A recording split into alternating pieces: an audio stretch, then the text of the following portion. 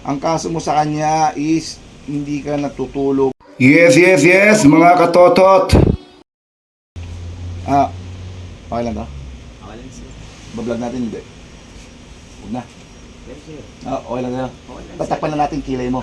Yung kilay. Para hindi ka makilala, tatakpan natin kilay mo. Hindi, alam mo ba't yan nandito? Apo. Di ba nakakulong ka na? Pero siyempre, hindi naman lahat kasi na nakakulong dito, bine-verify namin.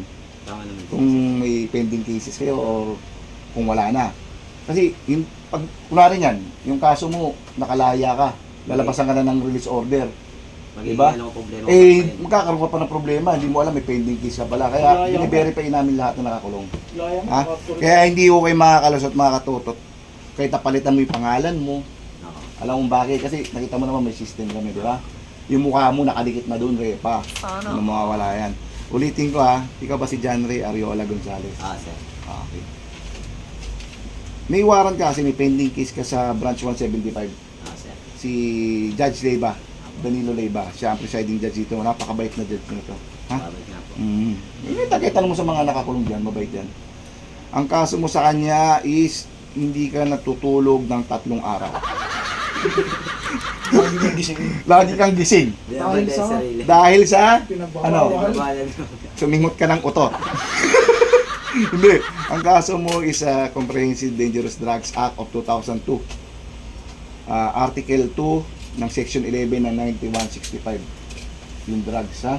possession ang kaso mo. Section 11 lang naman. Available naman to. Nasa iyo kung papiyansa mo. Pero mabait naman to si judge. Usually pinapalaya naman, inaalam kung anong problema mo. Bakit hindi ka na naman umattend? Ilan na kayong pinagsabihan ko niyan? Nanonood ka ba? Follower ba kita? Nanonood daw, sir. Kaya pala gusto mong pa-vlog din. So, ganun pa man, nahuli ka na dati, binasahan ka ng karapatan mo, di ba? Apo. So, alam mo yung karapatan mo. Hindi ko na sasabihin. Huwag na, pag alam mo na pala. Hindi, kailangan natin sabihin na ang mga karapatan mo, which is yung tinatawag natin Miranda rights, ha? Ikaw ay may karapatang manahimik o magpasawa ng ibo. Ano man ang iyong sabihin ay maaaring gamitin pabor o laban sa iyo sa anumang hukuman. Ikaw ay may karapatang gumawa ng iyong sarili at pinagkakatiwala ang tagapagtanggol o abogado. Kung ikay walang kakayanan, ito ay pagkakalob sa iyo ng gobyerno na intindihan mo. Ikaw rin ay may karapatang magpatingin o magpasuri sa iyong sarili at pinagkakatiwala ang manggagamot o doktor. Kung ikay walang kakayanan, ito ay muling pagkakalob sa iyo. Ha? Ito yung warrant mo. Baka kasi nagkakamali ka lang, tama ba yung spelling niyan? Ha? Ano ito, sir? E. Mali yung... Yung I, yes, sir. Sige, papalitan na lang natin ng I, ha? Yan, sir. Mali yung... Hindi, sa papel mo, okay na yan. Okay, sige. Ano gawa naman na? Mali yung sa warrant, pero na-correct na yan dito. Na-correct na. Yung dati mong ano. So, ganun pa man, serve natin to, ha? Sir. After na ito, sana maging okay yung buhay mo. Bagong taon niyo, 2025, ha? Ano bang kaso mo before na ito? Ito, drugs po ngayon. Drug din. Po. Ito pangalawang drugs ito. Hindi, Ito yung unang drugs. Ito yung una po. Tapos pangalawang drugs ulit. Pangalawa po ulit drugs. 2025 na magbago ka na. Ha? Tep naman, tep. Bago ang pwesto. Yun, magbago ka na lang pwesto para di ka nauhuli. Kaya ito. Bagong taon, bagong pag-asa, ha? Ako hindi ko kay Gina judge. Kilala mo ako, di ba? Tagal mo na ba akong kilala? O nakilala mo lang ako sa vlog? Ayan, sige. Sa vlog. Yung mga ibang kasama mo dyan, kilala na ako. Kasi best friend ko sila. Yung best ko nang hinuli, ha? So ano nga, okay lang sa ito, ibablog Okay, natin. sir. Takpan natin mukha mo, huwag na.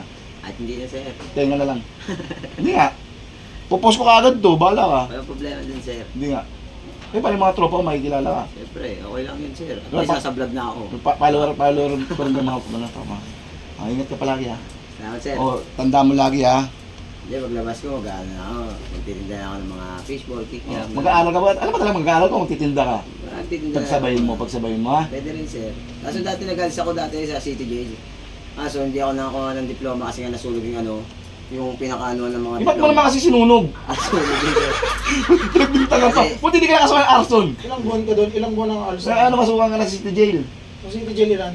Ano po? Bali, Eh, mabait to. tumatakbo siya ng mga 3 buwan, 2 buwan yun, sir. Nakakaawa, no? Yung Si Alzheimer. kaso niya, ito unang kaso niya dati. Nag-aaral hindi ako niya ng alam. terseter. Ito, hindi mo inatinang to, no? Kay Judge Leiva, no? Hindi na, sir. Ayan, kaya nilabas ang... Kasi, Kaya mga totot, pag hindi kayo maatin ng ano, lalabas ang inuwaran, lalo na si Judge Leiva kasi although mahigpit si Judge sa ganito, pero napakabait na tao kasi inaalam niya kung ano yung dahilan mo. Pinakiinggan ka niya. Ha?